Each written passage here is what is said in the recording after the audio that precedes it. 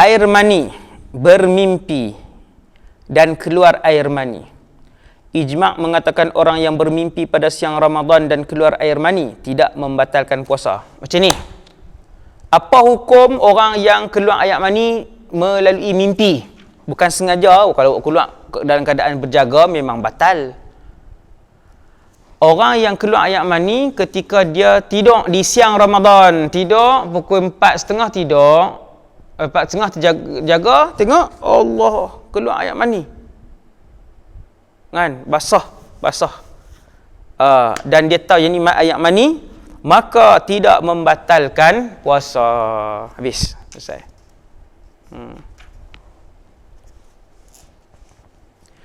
Kalau budak yang baligh, contohnya siang hari Ramadan, baligh siang hari Ramadan, umur 13 tahun, bangkit pukul 5, tengok ayat penuh, dia pun tengok, duk belajar. Macam yang ni macam ayat mani, pergi tanya ayah dia. Kan? Ayah dia tahu lah, ayat mani ni tak buah hancing kan, memang ayat mani. Macam mana? Pukul 5 dah.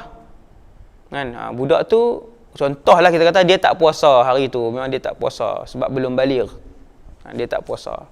Adakah dia wajib berpuasa? Jawapan dia tidak wajib berpuasa pada hari tersebut.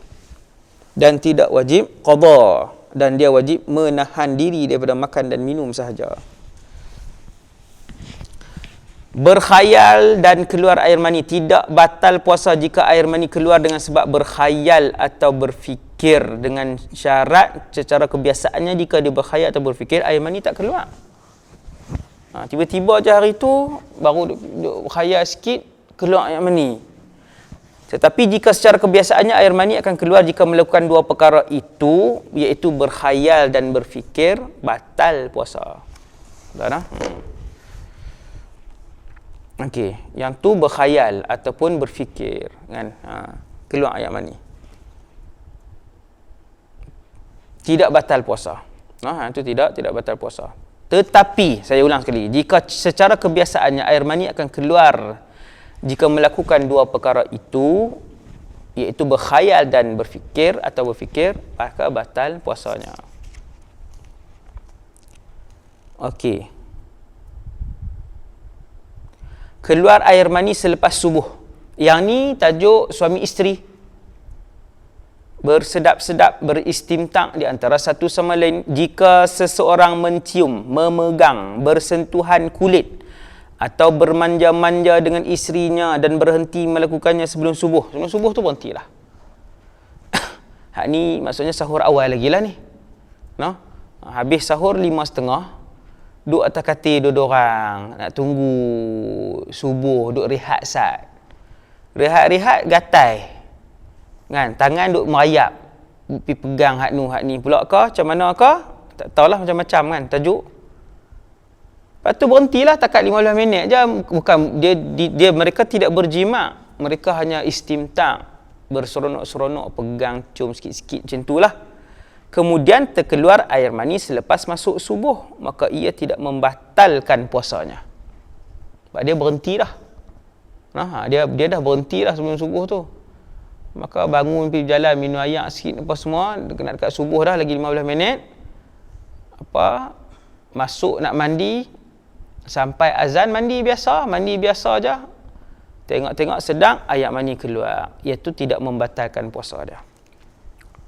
Jika seseorang mencium isterinya dan berhenti melakukannya tetapi masih ada syahwat yang berpanjangan lalu keluar air mani, batal puasanya.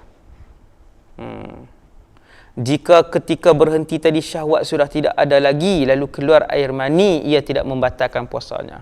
Hak ni beza dia, perenggan kedua dan ketiga ni bersyahwat dengan tidak bersyahwat. Kalau keluar air mani itu dalam keadaan masih bersyahwat, berpanjangan, maka batal puasa dia. Jika ketika berhenti tadi syahwat sudah tidak ada lagi, lalu keluar air mani, ia tidak membatalkan puasanya. Okey, kemudian kahak. Hukum menelan kahak khilaf kepada dua pendapat. batal dan pendapat ini lebih kuat. Menelan kahak yang berada dalam mulut membatalkan puasa. Begitu juga menelan kahak yang telah keluar dan sampai ke had yang zahir, iaitu makhraj huruf ha, batal puasanya. Kahak dia keluar itu telan balik, batal puasa. Pendapat yang lebih kuat. Pendapat lain mengatakan tidak batal. Mengeluarkan kahak daripada otak tidak membatalkan puasa. Kemudian muntah. Muntah batal tak puasa? Muntah tidak sengaja tidak membatalkan puasa. Ijma' mengatakan muntah. Istiqa'ah. Bukan. Dia daripada perkataan qai'. Mengeluarkan muntah. Ataupun muntah. Ijma' mengatakan muntah dengan tidak sengaja tidak membatalkan puasa. Okey nah, okey. Selesai. Kalau muntah dengan sengaja memasukkan jari, muntah membatalkan puasa. Naik kereta pening muntah, tidak membatalkan puasa. Itu sebab tidak sengaja.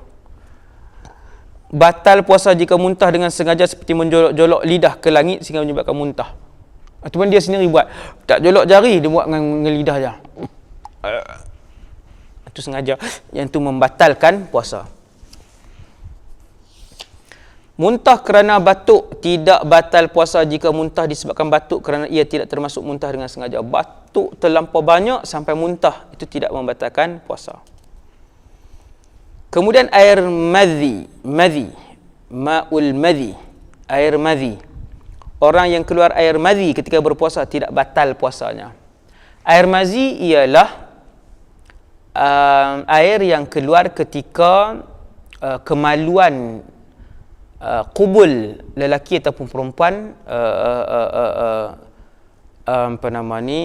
ketika kemaluan cekang keras, dia akan keluar ayak sikit ya. Warnanya tidak sama, kuantitinya tidak sama dengan air mani. Dia air mazi dia jernih. Kalau air mani dia dia keruh. Air madhi jernih. Dan kalau air madhi dia tak banyak seperti air mani. Air madhi sikit je, setitik dua titik ujung, yang tu je. Yang tu tidak membatalkan puasa. Okey. Melahirkan anak. Adakah melahirkan anak membatalkan puasa? Wiladah. Wiladah ni maksudnya melahirkan. Wiladah atau melahirkan membatalkan puasa walaupun kering atau tidak ada darah selepas melahirkan. Inilah pendapat terkuat dan tahqiq. Dalam Al-Majmu', Majmu' karangan Al-Imam Nawawi, dinyatakan bahawa wiladah tidak membatalkan puasa kerana hukumnya seperti keluar air mani. Ini pendapat Imam Nawawi. Sebahagian ulama mengatakan wiladah yang tidak disertai dengan basah tidak membatalkan puasa, tapi jika disertai dengan basah batal puasa. Sama juga jika diiringi oleh nifas batal puasanya. Kita ambil pendapat yang mu'tamad dalam mazhab, iaitu melahirkan anak membatalkan puasa.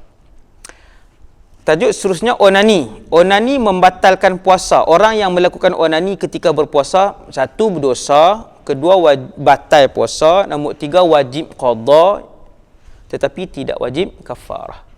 Berdosa. Onani sehingga keluar mani membatalkan puasa. Onani ketika sedang berpuasa membatalkan puasa, sama ada dengan tangannya sendiri atau tangan orang lain, seperti isteri, sama ada dengan balutan atau tidak. Dengan lapik ataupun tak lapik ke, tangan dia ke, tangan orang lain ke, onani membatalkan puasa. Walhamdulillahirabbil alamin.